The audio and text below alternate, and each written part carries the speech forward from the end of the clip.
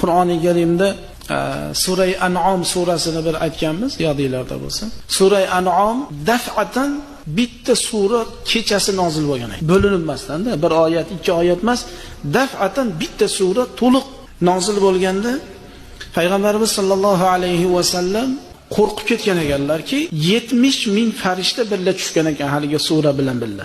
Har bitta farishtalarning og'zida Subhanallohi valhamdulillahi va la ilaha illalloh vallohu akbar deb tasbih, tamjid, tahmidlarni aytib ular baqirgan holatda tushganda, kechasi bo'lganligi uchun qo'rqib ketganliklaridan darhol rukuga borib subhan robbiyal azim deb turib darhol sajdaga borgan ekanlar. Subhan robbiyal a'lo deb Allohga yig'laganlarda yer qimirlaydigan darajada shunaqa vahima bo'lib ketgan ekan.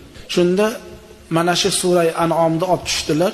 Payg'ambarimiz sollallohu alayhi va sallam sahobiy kiromlarga o'qib berdilar. Sahobalarga yozib olinglar dedilar. Shu 3 ta oyatni o'zi bitta surani to'liq 3 oyatini sen o'qib qo'y dedilar. Alhamdulillahillazi xalaqas samawati val arda va ja'alaz zulumati van nur, thumma allazina kafaru bi rabbihim ya'dilun. Huvallazi xalaqakum min taynin thumma qada ajala va ajalun musamma.